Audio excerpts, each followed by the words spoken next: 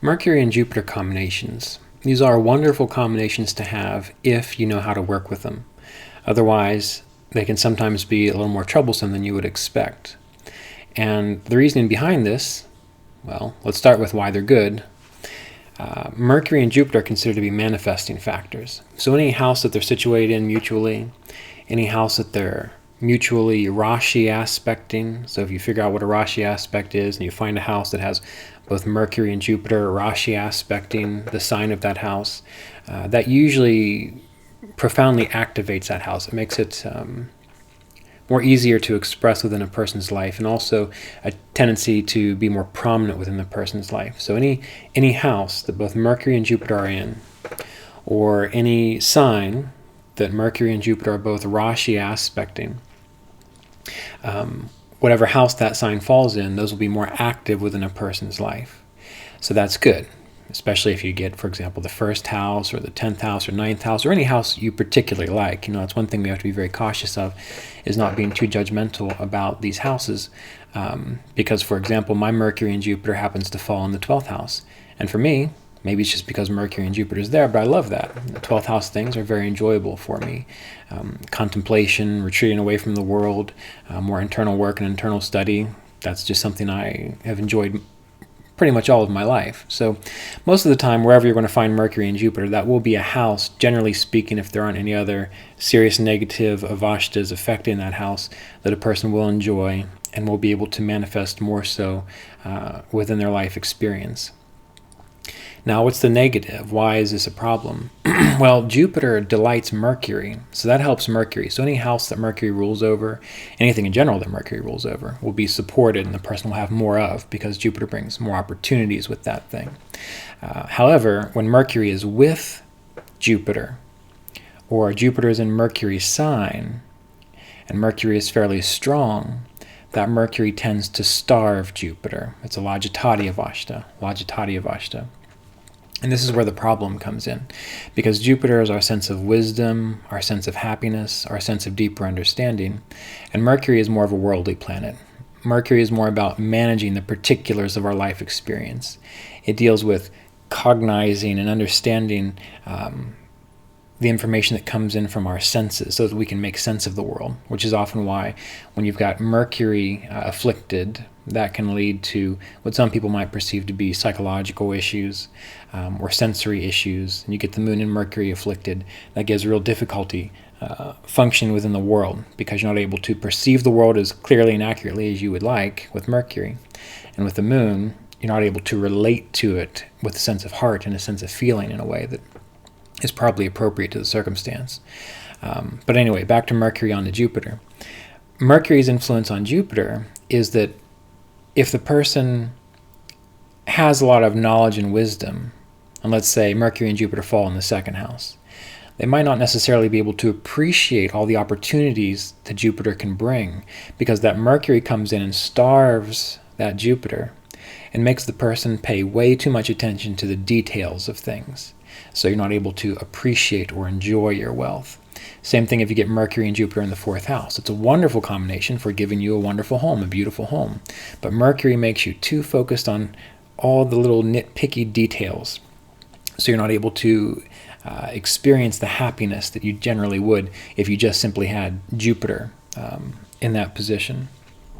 So we do have to be cautious when we think about Mercury and Jupiter combinations and situations, because oftentimes they don't necessarily lead to the greatest sense of happiness and fulfillment as they would if it was just Jupiter in a particular spot.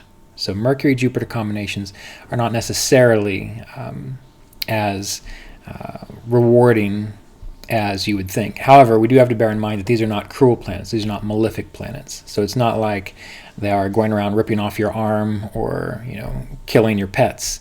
This is more of a mental distress that a person goes through. It's the mind gets in the way of a person's happiness. In the same way that when a person's learning to meditate, those individuals who get so caught up in techniques, those individuals who get so caught up in the particulars of doing everything just right, they might have a beautiful Jupiter, but you get Mercury influencing that Jupiter, and they miss the beauty and the wisdom of the path because they're too caught up in, did I do this technique right? Have I got the right amount of particular pranayamas that I have done?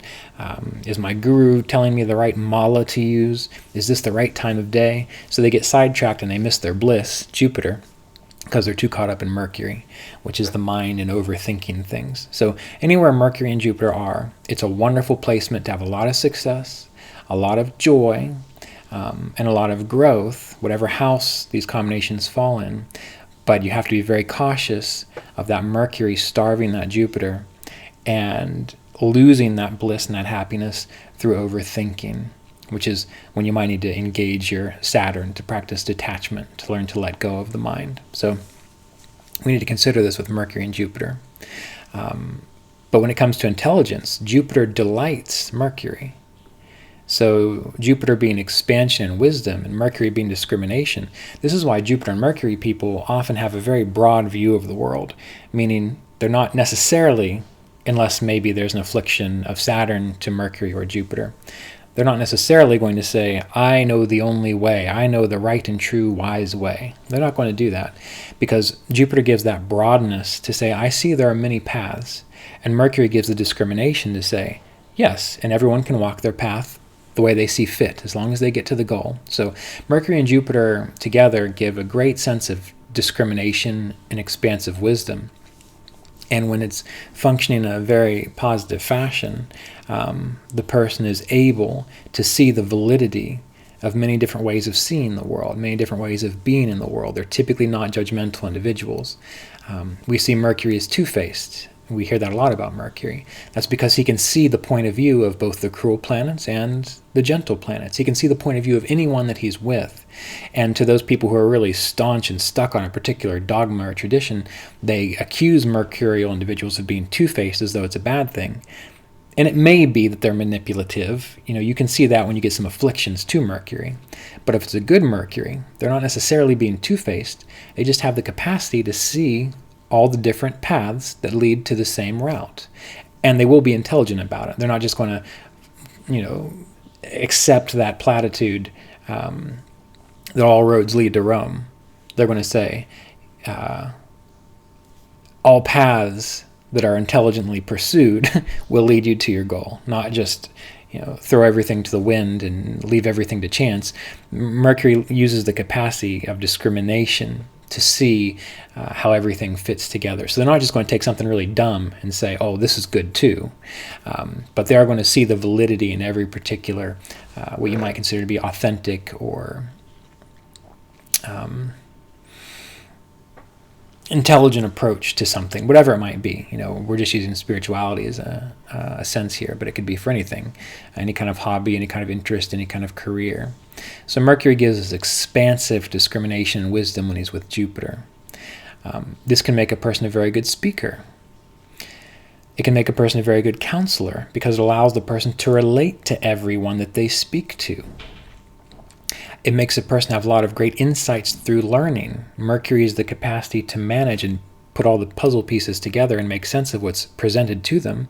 And Jupiter allows that Mercury to understand how it fits into the broader picture, which is one of the reasons, and I attribute this to my Mercury and Jupiter combination, that when I'm teaching astrology, those of you who have participated in the apprenticeship program, you know that I'm sharing with you the ideas that we need to find each little puzzle piece first.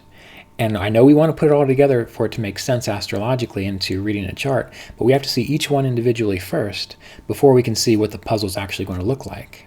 In my experience, my thought, that's a very Mercurial with Jupiter combination, because it's looking at the big picture, allowing the person to see there's a lot more here than meets the eye. And then Mercury is the capacity to focus on the little teeny parts. So use the Jupiter to see the bigger picture. Use the Mercury to understand where those little parts fit within that bigger picture. So this is one of the reasons why Mercury and Jupiter can make a person very good at astrology. Also can make a person very good at artistic endeavors, things that require the ability to see the bigger picture, such as publishing and writing, but also to focus on the little things like proper sentence structure, dance, art, music. And usually the person likes to talk about wisdom-oriented things. And from my own experience, I found that to be true. I like to talk about things like self-inquiry. I like to talk about things like astrology. I like to talk about things like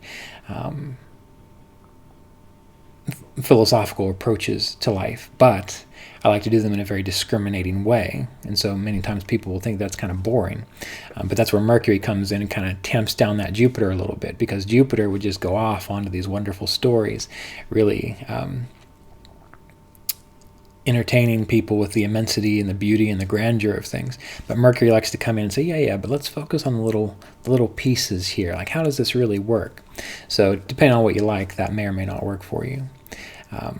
But Mercury-Jupiter combinations can make a person really good educating beginners and even children. It can make a person have a good capacity to manage their finances, their money well. Now, you have to be cautious of that Mercury starving the finances, meaning you can't enjoy that money because you're so caught up in trying to figure out where every penny goes. So wherever Mercury and Jupiter are, it's definitely going to give a lot of discrimination in that house, whatever that house represents. Generally, it's going to give an expansive view on the things that house represents. The danger with Mercury-Jupiter is the person going to be too focused on the particulars of the exploration, and so they can't quite appreciate the joy that Jupiter would naturally bring there. Some other negatives about Mercury and Jupiter is it can make a person tend towards lazy thinking, and that's typically when Jupiter is more afflicted, because when Jupiter is afflicted, being a benefic planet, he doesn't necessarily harm you. He harms you because you're not prepared, or he harms you because you didn't think things through, or he harms you because you think that you're going to get by on luck. So Mercury and Jupiter combinations can do that as well. It can give a bit of a capacity for lazy thinking in the house that we're considering. And from that, the person can miss opportunities for gain, again, because they're thinking it's just going to work out. Or they'll think, I don't need my discrimination too much here because my faith will carry me through. So oftentimes our discrimination can be lost if Jupiter is afflicted in a particular combination like this through a malefic planet. And generally that'll probably come from Saturn or maybe another influence from Venus. But overall, Mercury and Jupiter, not a bad combination to have as long as you know how to work with it. And it takes a little while to get enough discrimination and detachment to see where you're making mistakes because you're being too lazy or you're banking too much on luck. And it takes a while for a person to develop trust, because when you've got this combination, as I mentioned, you tend to see the varied and diverse views, everyone's point of view, a little more accurately because you've got this broader picture. And when you do that, oftentimes people will feel threatened by that. And they'll say, yes, but you're just jumping around from one thing to another. You're not actually seeing how this one particular way works. And they can't understand that the Mercury-Jupiter individual can see how they both work, because they do. And so again, with Mercury and Jupiter, people, they often have to develop a deeper sense of belief in themselves. Because they'll pay a little bit too much attention to the other people rather than just realizing, oh, well, maybe there is just the simple fact that there are these multiple roads, there are these multiple paths, these multiple ways of doing things. But remember, whatever house Mercury and Jupiter are in, whatever sign Mercury and Jupiter are aspecting, and whatever sign whatever sign that holds a particular house, that house is typically going to be more of an influence within your life. So figure out what the houses mean. You can go back through the house videos on this channel, youtube.com/Ryan's Vedic Astrology, find houses 1 through 12, study that, find where your Mercury and Jupiter is, and then say, all right, how does this play out? How do I have more of this in my life than someone else? And you also have to be very cautious to realize that oftentimes you'll take it for granted, meaning me having Mercury and Jupiter in my 12th house, I take it for granted that it's just easy for me to do 12th house things, sit down, meditate, practice contemplation, these sorts of things. So when I teach other people, I have to remember that, because I wouldn't say it was easy, because I spent a lot of time developing these things, but it probably was more easy for me than others because of that combination. In the same way, if someone has Mercury and Jupiter in the 2nd house, maybe it's more easy for them to relate to family, to have a greater sense of wealth and to take better care of their wealth and their resources, second house things. But they won't necessarily know that because it's always been the case for them. So compared to someone else who doesn't have that, they're definitely going to have it quite a bit easier. But they might have had to put time and attention to developing it. So keep this in mind. But anyway, these are some general thoughts on Mercury and Jupiter and how to understand it when it shows up in your birth chart or when you get transits of these planets in particular houses as the stars move or as the planets move through the sky. So anytime Mercury and Jupiter come together by transit in your chart, you figure out what house that's occurring in, determine what that house means, and then whenever Mercury and Jupiter are coming together at that particular time of that transit, well, that's the time to put more attention towards being more discriminating towards the area of life represented by that house. That's the time to look for more opportunities, to have more capacity to grow into that house, and to learn more about how to improve and benefit that house. So those can be really wonderful transits to have. And they're going to happen, well, at least once a year, right? Because Jupiter is going to take a whole year to go through a sign, and Mercury is going to be moving pretty quickly through the zodiac. So it's going to happen at least once a year that you're going to get Mercury and Jupiter combinations in the same sign. So watch for those in your chart.